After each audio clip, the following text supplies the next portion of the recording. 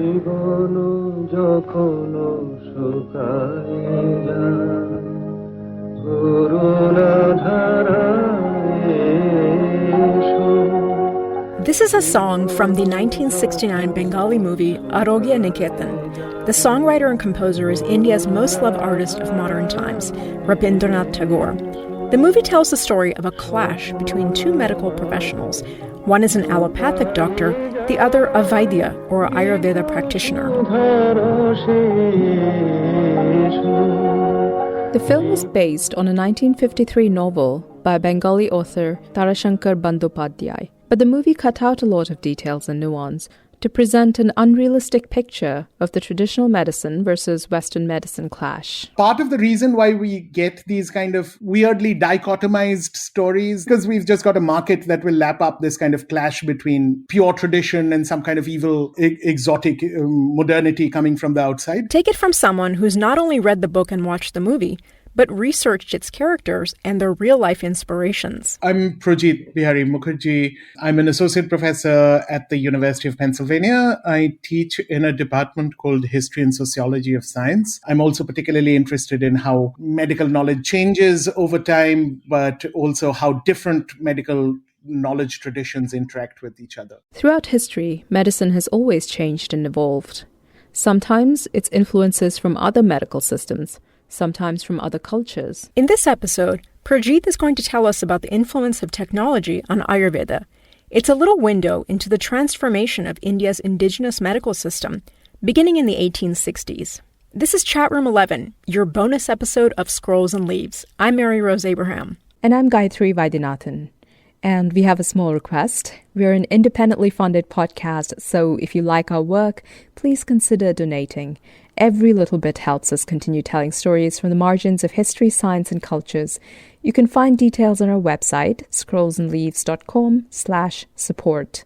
And of course, if you have feedback, please do let us know. Thank you.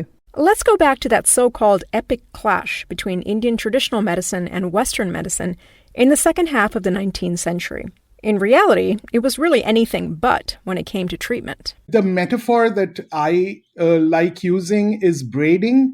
I feel that if you think of the systems not as kind of homogeneous essences that are kind of facing off against each other, but if you think of them as kind of spools of threads, that they have lots of individual, diverse things within them, some of which don't line up with each other, even within those so-called traditions.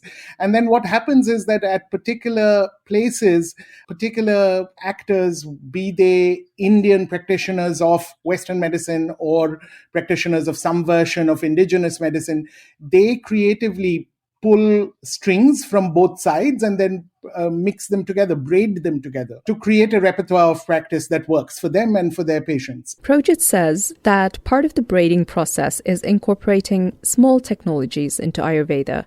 They helped Vaidyas reimagine the human body and change the way they diagnosed and treated patients.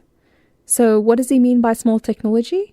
One is the microscope, and then there is the pocket watch and the thermometer. If you see photographs from the late 19th century, every man, middle class and above, is wearing a jacket with a gold chain attached, and hanging from that chain will be a pocket watch. That doesn't strike us as being a medical technology, but it is one, because one of the most iconic things about Ayurveda is pulse diagnosis. So diagnosing people by what in Sanskrit is called Nadi Pariksha. Now, Nadi Pariksha, it gets translated from the 19th century as pulse because they see that Western doctors are doing it as well. However, the Western pulse taking and the various versions of South Asian Nadi Pariksha are very, very different things. As is people feel for some kind of palpation at the wrist in many different healing traditions. Western pulse is in the 19th century largely a quantitative thing. You measure the number of beats, and that is connected to a theory of circulation. So it's connected back to is your heart beating right or not? So you'll see that when they take the pulse, they keep watching their wristwatch, because they want to count the number of beats in a minute. When a Vaidyan takes your pulse, he is usually using 3 different fingers, and he is looking for other stuff. So the 3 fingers are placed in different points on the wrist, and what they're looking for is often expressed very visually. So you will have things like the pulse felt like a frog jumping, or the pulse felt like the gait of a deer. The pulse felt like a marsh snipe flying. So you get these very visual metaphors of how they express it. So it's a qualitative pulse. It's not about counting. There is no kind of what I like to call a hydraulic system in Ayurveda, which is this kind of model that Western anatomy has, that basically the heart is a pump and the whole body is a kind of water circulation system. And that's the core of what you're getting from the pulse. The Ayurvedic or larger kind of Sanskritic physicians are getting something very different. Some of them even at times almost veered into mystic things. So there was a whole aspect of pulse taking that was, or Nadi Pariksha, that was to do with predicting death.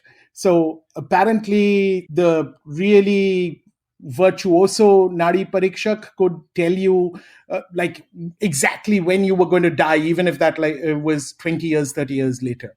So it's not exactly the same thing as this Western pulse. And yet what happens is that because these Vaidyans are also now carrying pocket watches, and they see pocket watches are used in pulse taking, they too start thinking of how does this data, this quantitative data, which obviously you can get by using the watch, how does that shift our ideas of the body? So they now have a very non-hydraulic image of the body, but because they have watches, they start getting a kind of quantitative data on the pulse as well.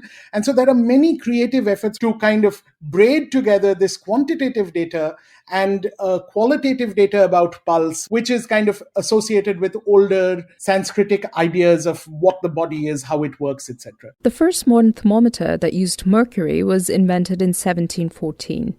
And that modern medical thermometer that we use these days, it was invented in 1866 by an English doctor named Sir Thomas Albert.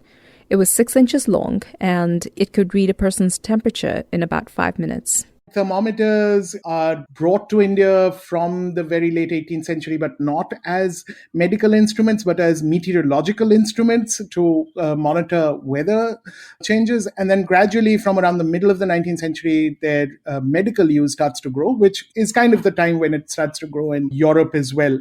And again, these become something that it changes. What do we understand by fever? Fever was basically in most Ayurvedic texts, sort of pre-colonial medical texts that we have, fever would be the very first chapter, and it's often the most important and largest chapter because so many things get classified as fever that today we would give different names. We would see fever as only being maybe a symptom of some other disease, but they classified fever by itself. So fever is a huge category. But how fever is understood varies a lot.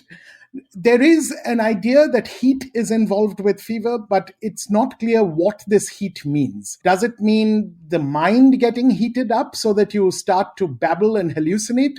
Does it mean you feel warm? If you're the patient, you're actually cold, you're shivering, but it might be somebody else who touches your forehead and finds it warm. Temperature is not this quantifiable thing which we can just, stick a thermometer in your mouth and then read a number off of.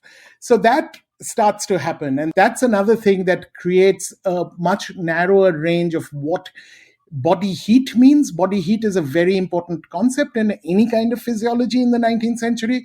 And it's not that central in South Asian medicine till the middle of the 19th century. And what is also important is that even when heat is mentioned, what is mentioned by Tej or Tap is different, and that it's much more varied. All of that gets narrowed once it becomes popular to use thermometers.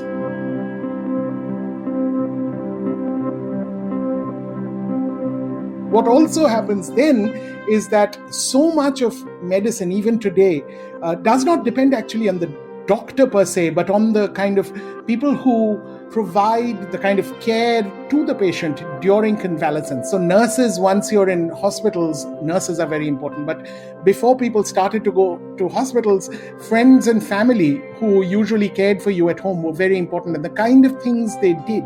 Now, once the thermometer becomes important, so much of that work gets reorganized around constantly checking the temperature and monitoring this thermometric idea of heat. So that's again something that has like huge repercussions, not just for the epistemology of medicine, but also the sociology of how actual care is done for people who fall ill. And that's all organized around this little thing, the thermometer.